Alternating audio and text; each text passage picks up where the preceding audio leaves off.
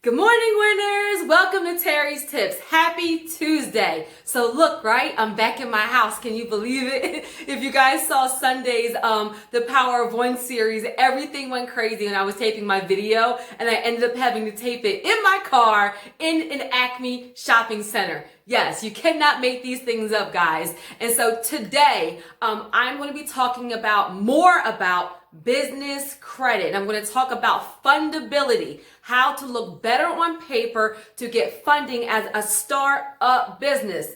Get a notepad, get a pen, because I actually even jotted down some websites and everything for you guys. As I'm going to give some of the tips, I'm also going to give you guys some resources that you can use to try to do this on your own. Okay, so fundability, how to get funding and financing through business credit, even as a startup company. I'm giving you guys some building blocks. And you guys asked for this. So I did a video about vendor credit to help you guys build. And then all of you guys started texting me and calling me and emailing me saying, well, how do I set my business up? And do I need to have this kind of address? And do I need to have this kind of phone number? And so obviously I cannot go through all of the, 100 credibility checks, in this message, but I'm going to give you in more detail, break it down more, because you asked the different fundability things that you can do to look better on paper so you can increase your approval criteria for business credit, okay? It could be a game changer for you, like literally. You ever hear the saying, some people play the game, some people are watching the game, and some people don't even know the game is being played? That's the same exact thing with business credit, guys. There are some businesses that thrive on business credit. It's what they use more than anything else, and they're wildly successful doing that. There are other businesses that know about it, but they haven't really kind of dabbled in it, they haven't really tried. Then there are some people that are like, well, what is business credit? So we're going to break it down. And hopefully you, after, watching my channel, follow me, watching the videos, are somebody who is savvy, who is going to diversify, who knows that as an entrepreneur, as a self-employed entrepreneur, as an investor, as a business owner, big or small, when you diversify your strategies, when you increase your ability to get funding, sometimes that is something to help you grow. Sometimes that's something to help you expand. Sometimes that's something to keep your doors open or your business running during, a time like coronavirus when things change. Sometimes as an investor, additional funding could be help when renovations go over budget, or help when you need additional permits, or help when you need different kinds of fixtures, or help when you want to buy, there's a property that's a cash offer and you need to get $50,000 real quick. So guys, there's personal credit and business credit, and there's traditional financing, there's hard money loans, there's business credit, there's alternative funding, there's all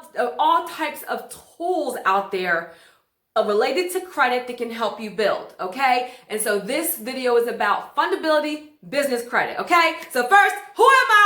My name is Terri. Welcome to my channel. I would love for you to be a subscriber, to like, to share, to comment. I love reading your comments, guys. It makes me feel like this is helpful for you guys when you guys like the video, when you guys become subscribers. My channel is starting to grow, and that's making me feel like I'm putting out content that is helpful for you guys. So I would love, I'm hoping that, as we grow together, that the information I share is helpful.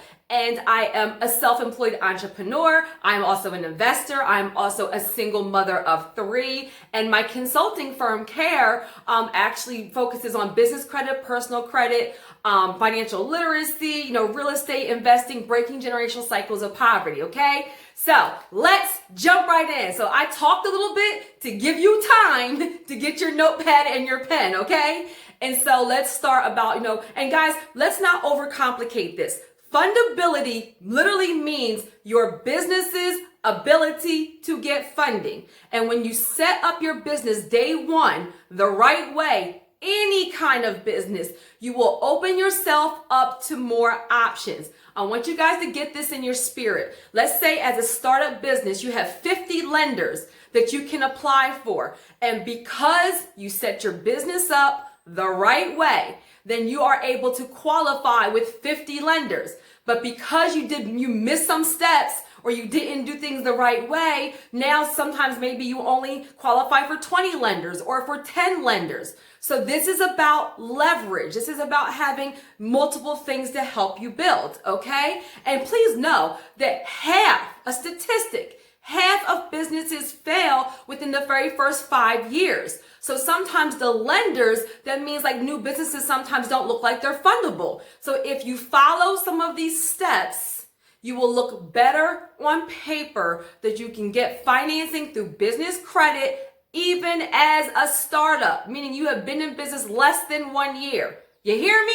All right, so let's start. I wrote down some of the websites too, because I will start talking and forget to give you guys the websites. So I jotted them down. And so get your notepad and pen. So number one, your industry, okay? Your industry. Now, a lot of my guys are real estate investors, and so we know that that's real estate. That's not a high risk industry. But understand, there are some red flagged, high risk industries. Did you hear me? So some examples of those are like, adult industries, weapons, ammunition, bail bonds, check cashing places, gambling, gaming. So there are some industries that are high risk.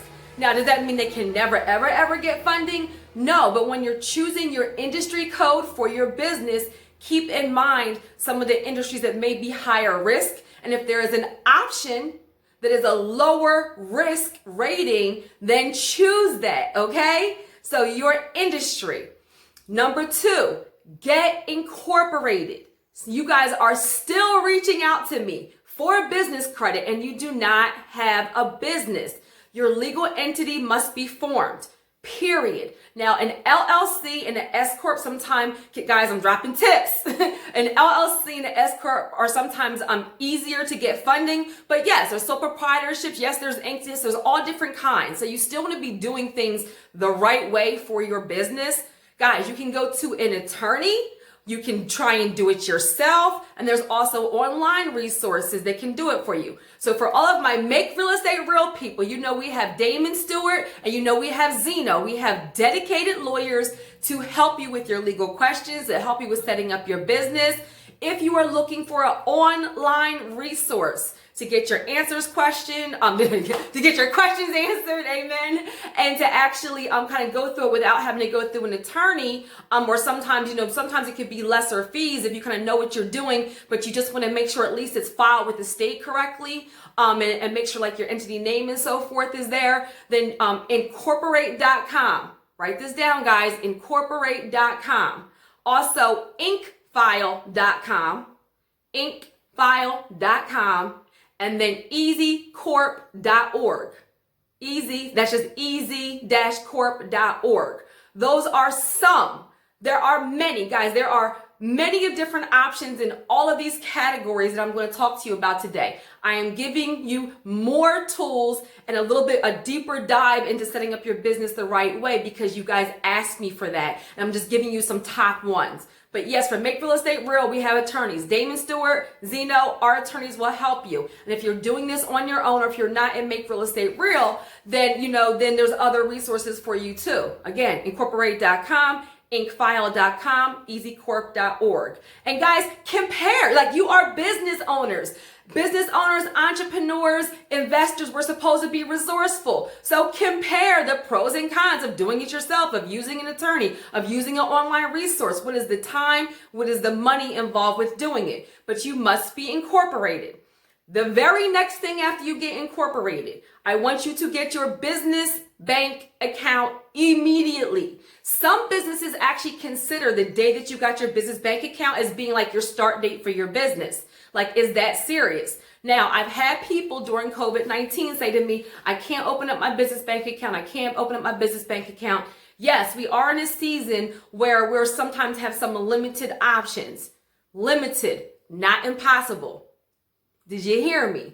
Limited, not impossible. So for example, I live near a TD Bank. And even though that they were doing everything kind of like through the drive-through and so forth, I actually needed some bank statements from 2018 for a tax return. And so I was able to call the branch and make an appointment to come in advance. So different local branches are doing things differently. So don't just assume because of COVID-19 that you cannot open up a business bank account. That is not true. My advice to you is look at the banks that are locally in your area and call them and ask them, I want to open up a business bank account. I need to open up a business bank account. Can I make an appointment to come in person? Can I fax the paperwork? Can I do a scan and then I go through the drive-thru and sign it? Different banks are being creative. There's not a one blanket answer right now, but I can't do it is not an option. We don't do that. I can't get it done is not an option. If one bank can't do it for you, then great. Go to the next bank until you find one that can. How bad do you want it? So you need to have a business bank account, okay? And so another thing is right after that, your EIN. So guys, when you guys put in EIN on Google, sometimes all of these different websites come up, right? And they look like they're the IRS, but they are not really the IRS's website. Be careful.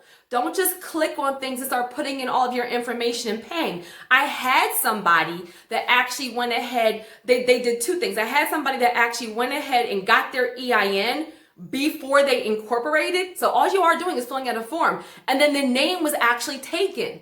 Guys, your business name is unique. This is one reason why you incorporate and it gets filed with the state, because once you have that name, nobody else kind of has that name in your state, in your industry. So I had somebody go and get their EIN and then try to get incorporated and the name was taken.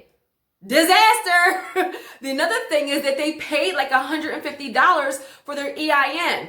Guys, write this down. Go right to the IRS, irs.gov, okay? So you can get an EIN number for free. Guys, a tip. Listen, I'm dropping a lot of tips in this video, okay? Do things in the right order. Get incorporated so you have your exact business name. Get your business bank accounts that matches the exact business name. Get your EIN number that matches your exact business name. Congruency, everything being the same everywhere. You don't want your EIN to be one name and then your bank account to be another variation and then your website to be another variation and then your EIN number to be another variation. Guys, that gets you red flagged. So the reason why I'm doing this video and going into more detail is because you guys are doing small things that are getting your applications denied, and they're actually so easy to fix. Some of you guys don't even know that you're doing it. So this is why you want to make sure everything matches everywhere. It's literally a huge, big red flag for them, okay? The next thing is your business address. I'm tired of y'all fighting with me over this business address. Listen, do what you want, but I'm telling you that yes, the business address can be a red flag for some lenders and sometimes for the bigger money.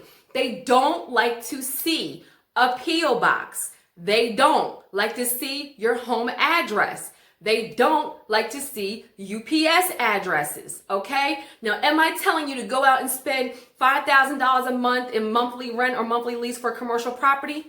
Of course not. Do you think I even do that? I don't do that. So I'm going to give you some options. You can use a virtual address. A virtual business address will overcome that credibility check for your business, okay? Get a pen and paper. Some virtual address websites. Regis, virtual address. Da Vinci, virtual address. Alliance, virtual address. You can go to Google and type in Regis virtual address. You can go to Google and type in Da Vinci virtual address. You can go to Google and type in Alliance virtual address, and it will give you options. Compare, do your research, pick the one that's best for you. Am I telling you to go ahead and incur a bunch of fees? No, I'm trying to give you websites and give you resources that are low fees, low cost, but there is a cost associated with doing business. If you have to spend $100 a month for your phone, for your website, for a virtual address or so forth, and it helps you look fundable so that in your very first 30 days that you get a $50,000 business loan, was that worth it? But did I tell you in the last video, everything's return on investment. When you are building your brand and you want to have more options, put the work out there, set it up the right way in the beginning. That way you don't have to go back. So again, virtual addresses will overcome that barrier. Now, another option is some of the office sharing places, guys, have a business address option for you. So for example, in the Philadelphia area, we have a company called WeWork. So guys, Google office sharing in your area.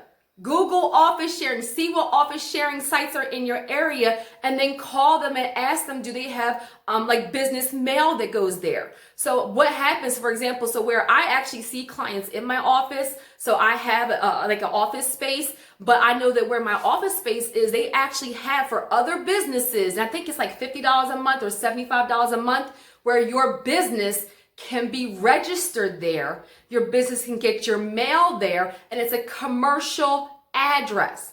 Do you know what else? Do you know what remember how I always say that the tax laws are written for business owners and homeowners. So that $50 a month that you're spending for a business, like for a commercial address, you write it off on your taxes as a business expense. You see how that goes? So you're doing something in the beginning to look more fundable, to get money to grow, to expand, to keep your business running, for renovations, for properties, for whatever, and you're setting yourself up the right way in the very, very, very beginning, okay? Another thing is your business phone number, your fax number, and 411. So yes, I know a lot of you guys, when you started your business, you're just using your actual cell phone number. For some lenders, that can be a red flag. They like to see a separate dedicated phone line. Now, again, guys, this is strictly for business credit, if that is going to be an option for you to use. Sometimes, and listen, I say this all the time, one property, one can change your whole life. So let's say you get one property, then you're able to invest more money, you're able to do a cash out refinance, and you're building up your business credit profile on your real estate portfolio, and maybe you're able to build without using business credit. Maybe you're able to build without using hard money. Like, everybody's path to the next level is different. So I'm trying to give you options, okay? And mind you, this video is for all businesses. This is not just for my real estate investors. You can be a hair salon. You can be a daycare. You can be a furniture company. You could be, a notary. You could be a consultant. The business credit is available to all businesses, period. Look, period. And what did I say in the last video? A lot of times you guys are using so much of your personal credit that you're getting over leveraged, and then your credit score is dropping, and then now you have even less options. Guys, when you have business credit, one of the biggest advantages is that it goes on the business credit reports and not your personal credit. So you can have a $20,000 credit card, and you can use $19,900 to, let's say you are an investor, to buy a toilet, to pay to get the vanity, to get the sink, to get the tub, and to pay the actual contractor because your funding went over, and put that on your business credit card. And guess what? Your score does not drop at all because it's on your business credit, not your personal credit. Guys, that could be a game changer for you. Okay, and so just understand, there would not even be business credit bureaus if people were not utilizing business credit. There wouldn't be. Okay, so I got sidetracked. So phone number, fax number, and 411. So you can use some services like Vantage and what's the other one? There's another one. Vantage, Ring Central. I always forget them. Vantage and Ring Central will do like 800 numbers for you. Sometimes you can do like the voiceovers, but they just don't like to see that your personal phone number is the exact same as your business phone number. Okay, and then you can get your business listed with 411. Write this down with List My Business. Okay, wait. Listyourself.com. Listyourself.com, 411. All the websites are getting jumbled in my head. That's why I tried to write them down. So get your phone number, list it. Get your phone number, list it. That's a tip, guys. There's different, so the reason why we do these videos is because there's different underwriting criteria for different types of funding. And so what I'm trying to do is giving you the maximum so that you are attractive and so that you can get funding from multiple types of lenders. Yes, the underwriting criteria changes for different lenders. And I'll have people say, well, I use my cell phone number and I got funding, or I have my address and I got funding. Yes, you may have, but you may have had more options had you set your business up to be fundable on paper, and you may have had business credit options in addition to personal credit, in addition to conventional. Guys, a lot of times if your business is not set up the right way, sometimes you can get funding through alternative lenders, sometimes you can get funding through private lenders and hard money lenders and so forth, but sometimes you're not going to qualify for like the SBA loans or the conventional loans because you don't have everything set up the right way. Like even with your business bank accounts, let me revisit that real quick. You know, there is actually a business banking rating. If you guys can have $10,000, this is a tip, in your business bank accounts for at least 3 months, then you're going to get a bank rating of like a low 5. This is something else. There's different criteria for business that some of the companies look at, okay? And if you have a strong business bank rating, then it looks like you manage your finances well, and then you can actually qualify for more funding, okay? And our purpose for getting funding is to leverage to grow, not to get into a bunch of debt, to leverage to grow, to expand, to build, okay? Does that make sense? And then for your fax number also, so you can just like use like an e-fax. They just want to see that you have something, and that can actually be set up to go right to your actual email, right to your email, where people fax you and then it gets converted to a PDF, and then it goes right to your email. Sometimes it's like $15 a month, guys. And honestly, if you are an investor, if you are a daycare, if you are a hair salon, if you are whatever, a lot of times you do need documents faxed back and forth. So invest in the service. Another thing is, guys, a website. Nobody said get a great big fancy expensive website and then an email and then go pay a web designer. Guys, there's low options just like Wix or GoDaddy. Write these down: Wix, GoDaddy, Squarespace, sometimes on Google Apps. So there's a whole bunch of different places that will help you get a business website, and you can also get a business email. That's a big one. So a lot of you guys, so let's say my company's name is ABC Consulting. And a lot of you have ABC Consulting at yahoo.com, ABC Consulting at gmail.com, ABC Consulting at hotmail.com. Okay, that may work for some lenders, but for other lenders, it's an automatic red flag denial. They would rather it be ABC Consulting at abcconsulting.com. How my email right now is Terri at caretools.net. And Nadir, my project manager, she manages info at caretools.net. My email is a business email specific to my domain that is a higher level of credibility, of fundability. So businesses want to know, lenders want to know that is your business a true, legitimate business that's not just going to go out of business in a couple of years, or is it just a hobby? Look, I don't make the rules. I'm just telling you guys, okay? And so this is one reason why how you set up matters. So I had done different videos where I touched on a lot of these areas. And obviously these are more, but these are the basics in more detail because you guys said, Terri, do more videos on business credit and break it down. So I went through specifically your industry, high risk industries, getting your LLC. I gave you websites to get your LLC and attorneys that you can reach out to. I told you about your business banking and things that you can do during COVID-19 to still get your business banking. I told you about your website. I told you about your phone number. I told you about your email. Like, guys, all of this stuff matters. I told you what to do and what not to do with your EIN. I told you what order to do it in.